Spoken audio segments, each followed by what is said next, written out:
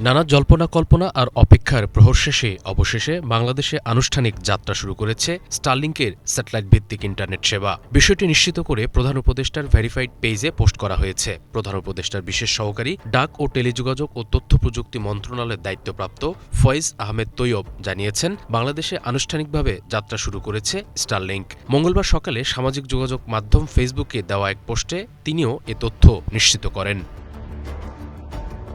ফয়েজ আহমেদ বলেন, Starlink officially বাংলাদেশে যাত্রা শুরু করেছে। সোমবার বিকেলে তারা বিষয়টি আমাকে নিশ্চিত করেছে। বিষয়টি তাদের এক্স হ্যান্ডেলেও পোস্ট করেছে স্টারলিংক। শুরুতে ব্যবহারকারীদের জন্য স্টারলিংক দুটি প্যাকেজ অফার করছে। এগুলো হলো স্টারলিংক রেসিডেন্স ও রেসিডেন্স লাইট। স্টারলিংক রেসিডেন্সে মাসিক খরচ ৬,০০০ টাকা এবং স্টারলিংক রেসিডেন্স লাইটে খরচ ৪,২০০ টাকা। স্টারলিংক বলছে, সেটআপ যন্ত্রপাতির জন্য মোট খরচ ৪৭,০০০ টাকার মতো। স্টারলিংকের ইন্টারনেটে কোনো স্পিড ও ডেটা লিমিট থাকবে না। ব্যক্তি ৩০০ MBPS পর্যন্ত গতির আনলিমিটেড ডেটা ব্যবহার করতে পারবে। খরচে হলেও এর মাধ্যমে প্রিমিয়াম গ্রাহকদের জন্য উচ্চমান এবং উচ্চগতির ইন্টারনেট সেবা প্রাপ্তির টেকসই বিকল্প তৈরি হয়েছে বলে মনে করছেন অনেকেই। যেসব এলাকায় এখনও ফাইবার কিংবা উচ্চগতির ইন্টারনেট সেবা পৌঁছায়নি, সেখানে স্টারলিংকের এই সেবা জুৎসই হবে বলে মত খাত সংশ্লিষ্টদের। এর মাধ্যমে এনজিও, ফ্রিল্যান্সার এবং উদ্যোক্তাদের নিরবচ্ছিন্ন উচ্চগতির ইন্টারনেট প্রাপ্তি নিশ্চিত হওয়ার প্রত্যাশা। এর আগে বাংলাদেশে স্টারলিংকে সেবা দিতে ৯০ দিন সময় বেঁধে দেয় অন্তর্বর্তী সরকার। সে অনুযায়ী নন জিও স্টেশনারি অরবিট বা এনজিএসও গাইডলাইন তৈরি করা হয়।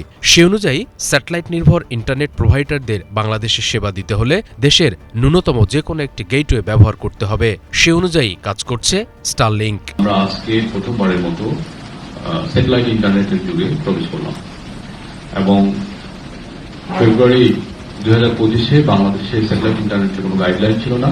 মাননীয় প্রধান উপদেষ্টা বাংলাদেশে উদ্যোক্তা বান্ধব এবং একই সাথে গ্রাহক বান্ধব বিকল্প তৈরি করার জন্য, একটা টেকসই ব্রডব্যান্ড ইন্টারনেট বিকল্প তৈরি করার জন্য আগ্রহ প্রকাশ করেছেন। আমরা মাত্র 3 মাসের মধ্যে একটি এনজিএস ও নন জিও স্টেশনারি স্যাটেলাইট গাইডলাইন তৈরি করতে সক্ষম হই।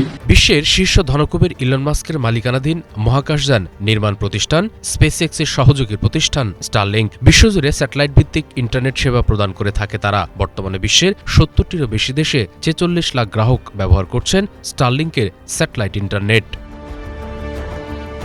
এদিকে বাংলাদেশে অ্যামাজনের কাইপার নামে আরও একটি স্যাটেলাইট ভিত্তিক ব্রডব্যান্ড ইন্টারনেট সেবা আসার গুঞ্জন শুরু হয়েছে। দেশের একটি প্রযুক্তি প্রতিষ্ঠানের সাথে এ সংক্রান্ত একটি আলোচনার তথ্য পেয়েছে বাংলাভিশন। ইতিমধ্যে এপ্রিলে অ্যামাজন তার স্যাটেলাইট ব্রডব্যান্ড ইন্টারনেট প্রজেক্ট কাইপারের জন্য প্রথম লটে ২৭টি স্যাটেলাইট মহাকাশে পাঠিয়েছে। ১০ বিলিয়নের এই প্রজেক্টে মোট ৩,২৩৬টি স্যাটেলাইট পাঠানোর পরিকল্পনা রয়েছে অ্যামাজনের। জানা গেছে ২০২৫ সালের মধ্যে ন্যূনতম ১,৬১৮টি স্যাটেলাইট মহাকাশে পাঠাবে অ্যামাজন।